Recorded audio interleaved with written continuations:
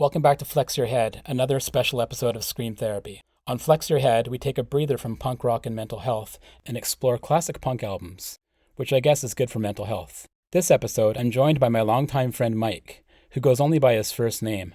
Kinda like Cher. Sorry, Mike. He was here for Flex Your Head episode 3, when we talked about Born Against. Welcome back, Mike. It's good to have you on the podcast again. Yeah, thanks for having me again. Yeah.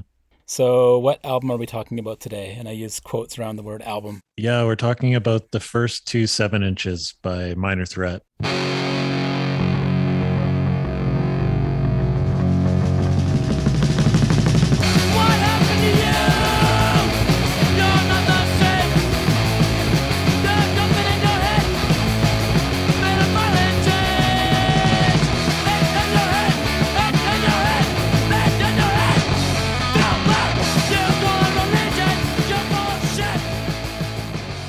Okay, so Minor Threat's first two 7 inches album, again, album in quotations, aka Minor Threat.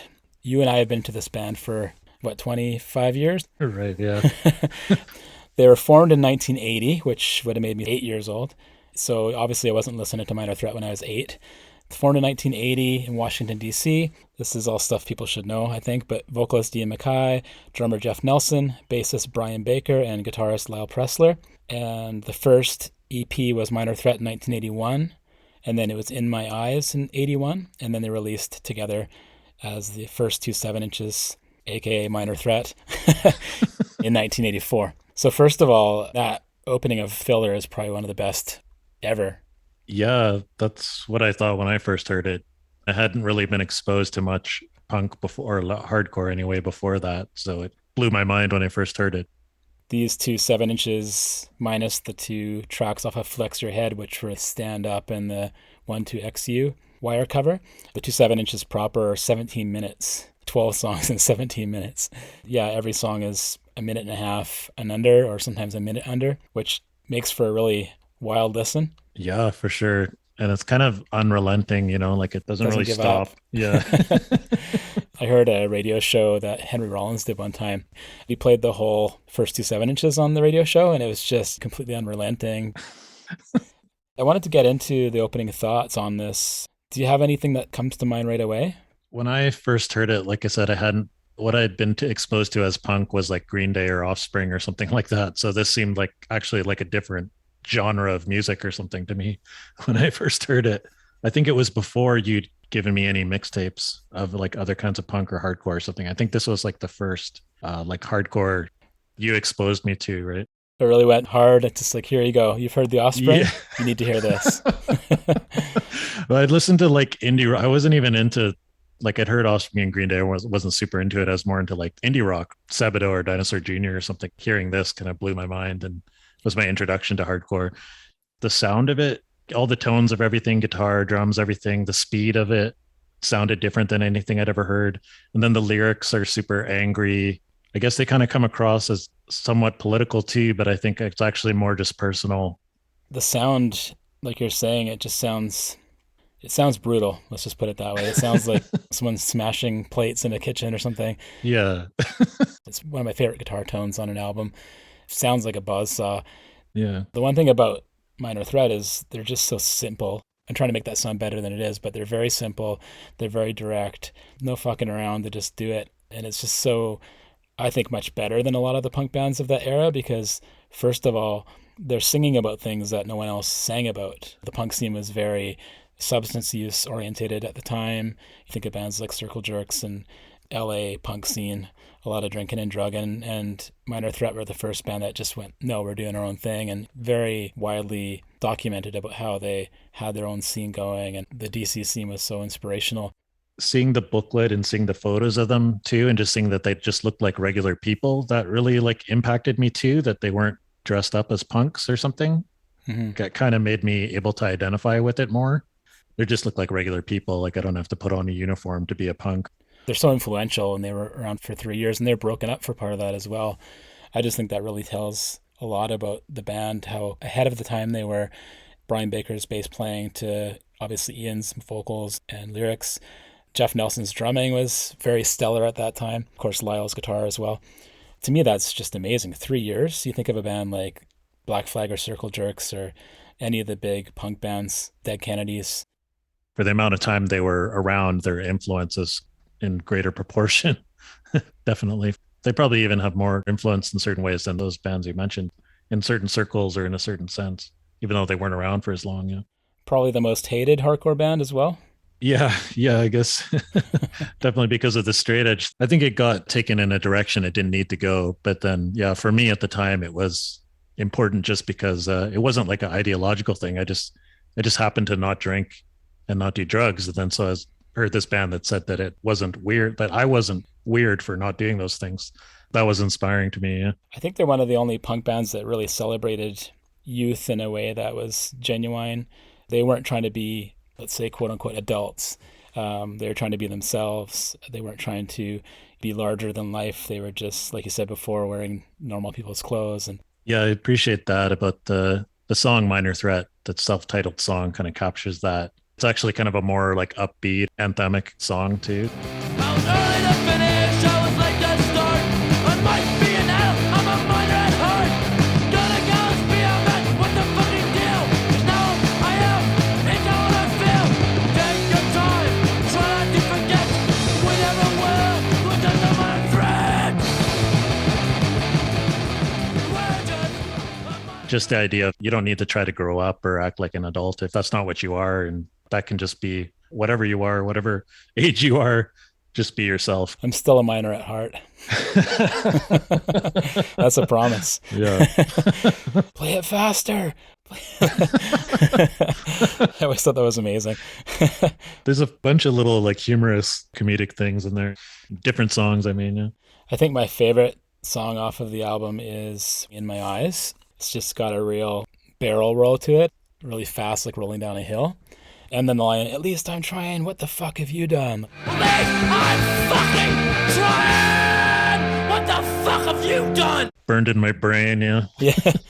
Can you pick favorite songs off this? Or Kind of hard to pick favorite ones. I like Bottled Violence. I always really like Screaming at a Wall, I think is the one that has a breakdown part to Yeah. it. And then it goes back into a fast part again. So I always really like that one. In My Eyes has that too. Actually, this is really not worth mentioning, but I will. Rage Against the Machine covered In My Eyes. Oh, I didn't know There that. you go. The rebellion continues. We're looking at 20 songs, 2 of which were the ones off the Flex Your Head. One's a cover of a Wire song off of their album Pink Flag. And you won't believe this, but until very recently, I thought it was called 12 Times You. I don't know why, because I never heard anybody say it out loud. Even though in the lyrics they say 1-2-XU. I always thought it was 1 2 1 2. I didn't realize it was an XU. Anyways, it's called 1 2 XU. So it took me 25 years to figure that one out. I never listened to Wire until like a few years ago, but it's really good. And then you can sort of see how Minor Threat were influenced by them. Yeah. But at the time, I'd never heard of any band called Wire. Like, what do you mean this is a cover song? Yeah, the obvious one is the last song, Stepping Stone or Steppin' Stone, Right. done by Paul Revere and the Raiders, the Monkees. And then DC kind of took it as their own in the punk scene. I guess it started with a band called The Zones that first did it. Oh, okay. SOA did it. Government Issue did a 7-second version. Nice. If you can check that out, it's awesome.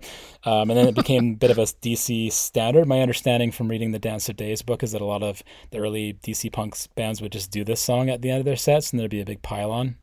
Right, yeah. But obviously Minor Threat was the one that immortalized it, I guess. The studio recording of that, they do that fake out at the beginning. It ramps up in this like back in the wind tunnel up until it goes loud, and I love that. There's little trickery things in the studio.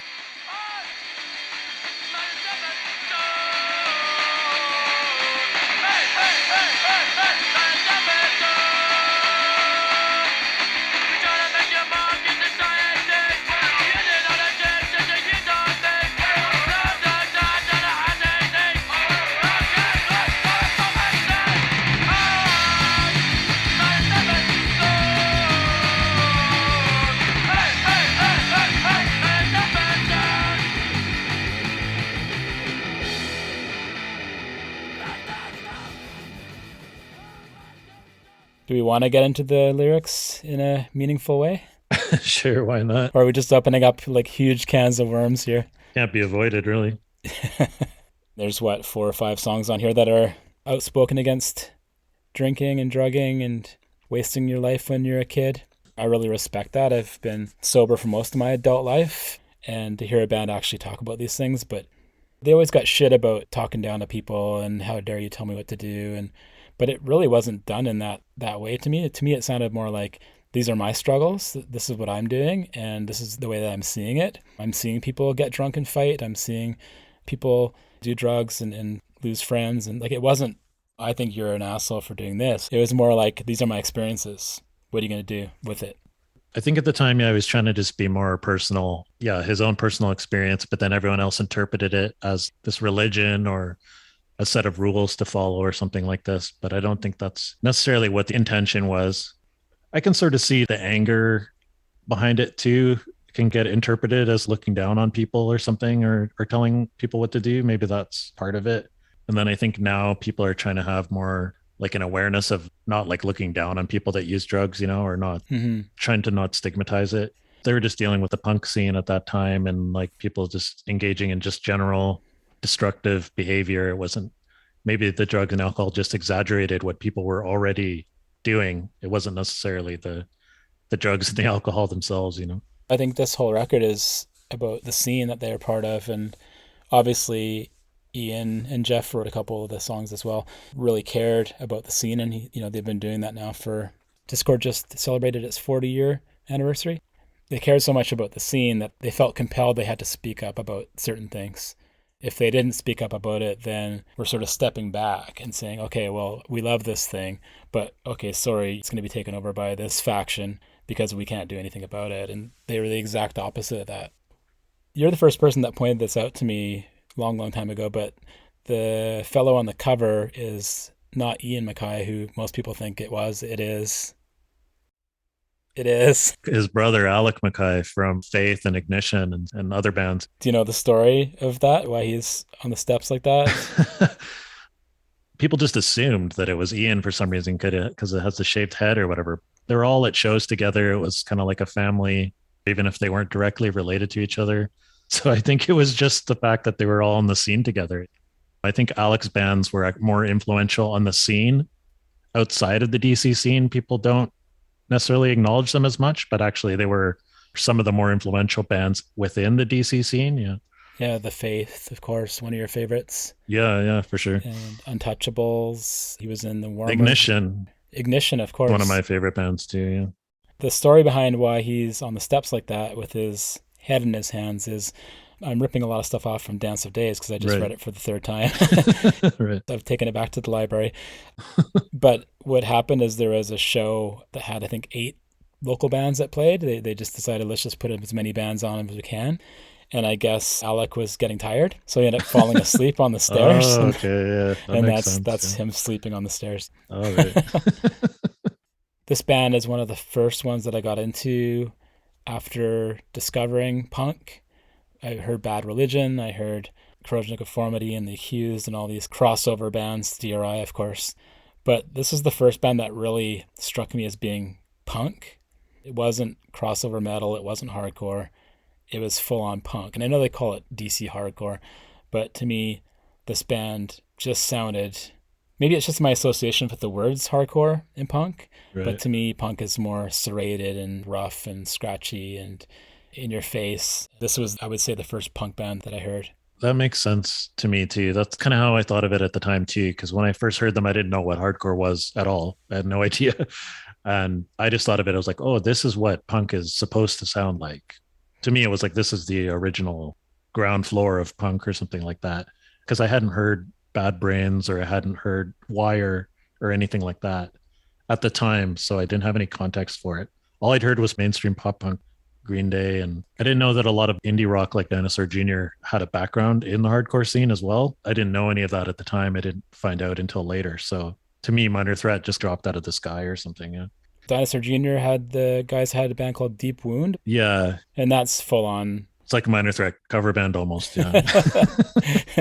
A lot murkier, I guess. Yeah. You mentioned Bad Brains, and from what I understand, Minor Threat were very influenced by the Bad Brains, but none of the punk bands in DC were doing that fast precision punk hardcore that Bad Brains were doing. It was this mind-blowing thing where no one had heard that kind of precision before.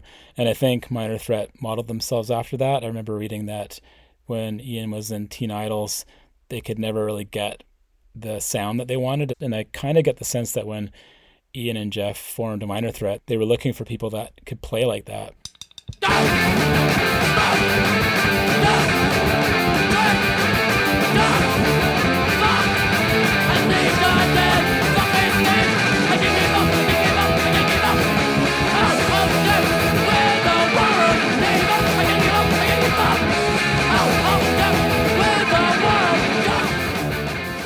I did kind of notice that, like you're saying at the start, they're kind of simple, but then at the same time, I felt like, yeah, the musicianship was a bit better than your average punk band. The songwriting was a bit more complex. Yeah, and the playing was better. I think they also practiced like 6 times a week or something. Yeah. And then later I listened to the Teen Idols too, but then you can tell that there's a huge difference in the quality of the playing or whatever. Do you think if they hadn't changed the lineup that they might have done something more like the first 2 7-inches, or do you think they were already destined to kind of move beyond that into more of a melodic sound? Yeah, and I think it was already destined because then Ian went on for Embrace as like a very different sound, a very different style. And then if you listen to the later Minor Threat stuff, you can see the Dag Nasty. You can sort of see Brian's already on his way to Dag Nasty. He's practicing his Dag Nasty riffs for for later. It's more melodic, more like technical and stuff. Yeah. So you can see they're all already going in that direction. Yeah. It's interesting because I mentioned before the Skewbald Grand Union stuff, and there's a 7-inch out there that has 3 songs on it. With it being Ian and Jeff with 2 other people that weren't Lyle and Brian, you can really tell the difference. The songs on the Skewbald Grand Union 7-inch are really good, but it's just not the same thing. With Embrace, there wasn't really a shocker to me because it was a totally different kind of a band. Embrace much more early U2 sort of style, with Ian just trying to sing with varying results, but still him and still awesome. I think it just was, like you said, a natural progression of their sound to go into more of the melodic stuff, but in some ways I wish that they've gone back in and recorded a 3rd 7-inch just so we could have heard what could have been in that regard. Yeah, that's true. I mean, just have those first 2 7-inches as the only ones that have that kind of sound, and the 2 songs on the Flex Your Head. But yeah, they could have had, I guess, at least one more with that kind of sound. Yeah. But then I guess it got left up to other bands. There's a lot of hardcore bands after that were influenced by Minor Threat or trying to sound like them. But the only band that kind of reminded me of that same kind of sound or spirit was Los Crudos. Oh, yeah. Totally. Specifically, their split with Spitboy. Yeah. To me, that was the only band that approached that early Minor Threat sound, the feeling behind it. Well, Martin also has the Limp Wrist band, and I think the Limp Wrist stuff is very Minor Threat-ish as well. Yeah. The latest Limp Wrist has a couple of songs in there that could be right off the Minor Threat, first 2 7-inches. That's definitely one to check out. A lot of bands were influenced by them, but a lot of bands didn't really do them justice. You could say that a lot of the straight edge bands, and we won't get too much into this because it's tired and who cares, but a lot of the straight edge youth crew bands definitely were influenced by them. No one can do the same thing in the sense that you had these 4 people who are all in this scene together, they're friends, there's no rules, there's nothing stopping them from doing whatever they want musically, and that was it. They weren't looking to sell records, they weren't looking to be popular or to do anything other than just play music. And I think probably their popularity and the amount of records they sold was a surprise to them, I would imagine. I don't think they thought that was going to happen. Yeah, I think they were more just focused on the DC scene. I don't know if you ever saw the live video that they put out themselves of them playing, but it's kind of funny too, because they're kind of at one point, Ian's like, "Don't tell me to take off these spikes. I've been wearing these spikes for years." Like, he's just cracking jokes that it wasn't some kind of rock star band or something like that. And I think when they went out on tour, it was tough to live up to these expectations of people when really they were a community-based, scene-based band whose music spread out beyond that. And all of a sudden, now you have to answer to folks in New York and LA and Texas, and don't mess with Texas, about these songs that Ian wrote. He probably didn't think that more than the 400 people in DC that listened to this punk stuff would ever hear. Should we do YouTube comments? Yeah, sure. Why not? Okay, nothing mind-blowing here, but there were a couple that stuck out.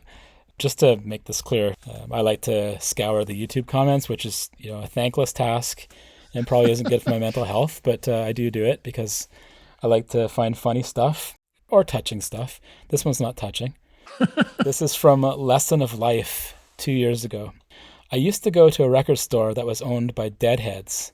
I was renting the Minor Threat VHS tape, and they wouldn't stop going on about how many times they've watched that and how amazing Minor Threat were. It's a pretty Yeah, positive. Deadheads are fans of Minor Threat too. This one's Andrea LB 1 year ago. Who dislikes this masterpiece? 5 question marks. How is it even possible? I don't understand. For those who listen to hardcore punk, straight edge or not, this is the album. I don't understand. I don't understand. Inconceivable. I guess they thought if they kept typing I don't understand as many times, then we would get the memo. We'd finally understand.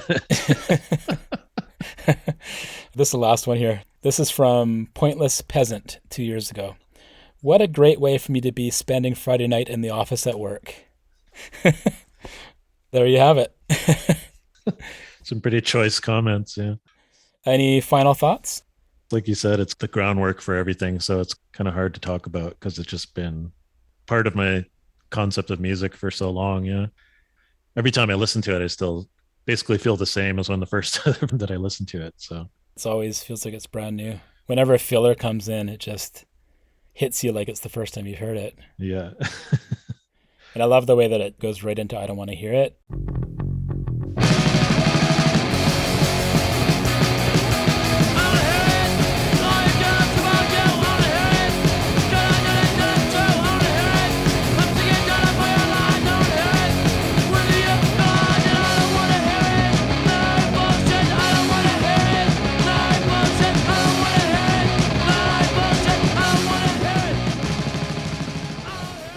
And it feels like the whole 2 7-inches are like that, where just one to the next, to the next, to the next. There's no time to breathe.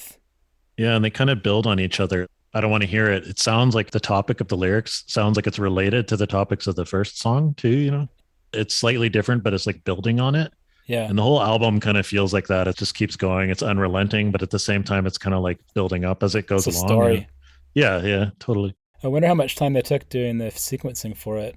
I would assume they put a lot of thought into it because I've heard that Ian and the Fugazi guys spend a long time with sequencing, but I would like to think that was done on purpose. This little story, this 1 7-inch little story there, next 7-inch little story there. Kind of makes sense, yeah, because some of the songs touch on like previous topics.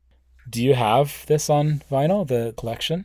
No, I don't have these 2 7-inches together. Yeah, I bought the discography CD from you way back when, like one of the first things I ever bought. And then I got the Salad Days 7-inch and I got the first demo 7-inch. But yeah, eventually I want to buy the 2 albums, so to speak. I do want to give a huge plug out to the Dance of Days book, which was published in 2009 for the 3rd edition. And it's by Mark Anderson of Positive Force and Mark Jenkins, who's a music journalist, longtime member of the DC scene. And it's just this comprehensive timeline of the bands, every recording session, but written in a very narrative way. I mean, if you don't know DC hardcore, maybe it's going to be pretty dense, but for someone who's into Minor Threat or Bad Brains or some of the other stuff that came out of DC, it's a must read for sure. I think I've read it 3 or 4 times now. I really should buy a copy. The library can only go for so long. I haven't even read it yet, so I'd like to get a copy. But back in the day, I was kind of obsessed with the Band in DC photo book or Yeah, whatever, I've got just that. showing all the different bands and all the scenes. And I never had a copy myself, but I felt like I was annoying people to go over to other people's houses. And if they had a copy of it, I'd just spend all my time looking at that book. And Well, you didn't annoy me. I know that you came over to look at it one time. Hey, where's Ben in DC? Oh, it's over there on the coffee table. I picked up a book called Punk Love a while ago, and it's photos of Ian MacKaye and Henry Garfield / Rollins when they worked at Haagen-Dazs and skateboarded and stuff. It's pretty awesome. Oh, that's pretty cool. Yeah. There's some show photos, not live bands, but people hanging out at shows, which I always thought was cool with DC as well, because they always had these scene photos. It wasn't just bands. It was people hanging out. That's what I like to. But yeah, Punk Love is really good. And if you want to really get into the nitty gritty of DC hardcore, Dischord Records, Dischord.com. That's Should I have to spell this? No, I don't have to spell this. Dischord Records. If I have to spell this, then you're listening to the wrong podcast. The Scream Therapy podcast is available for you to peruse. You can check out all kinds of episodes about punk rock and mental health, as well as a handful of episodes on albums like we're doing now on Flex Your Head. There's Propaganda, No Means No, You and I Did Born Against. Unwound is available as well. Oh, nice. And more to come on screamtherapyhq.com. Screamtherapyhq as in headquarters. The more I say this, the more people will get it. .com. Well, screamtherapy.com was not available, so I would have to pay $2,000 for the domain. So now you're the official headquarters of Scream Therapy. That's right. I'm my own headquarters. All right. Thanks for coming, Mike, and we'll talk to you again soon. Yeah, thanks for having me.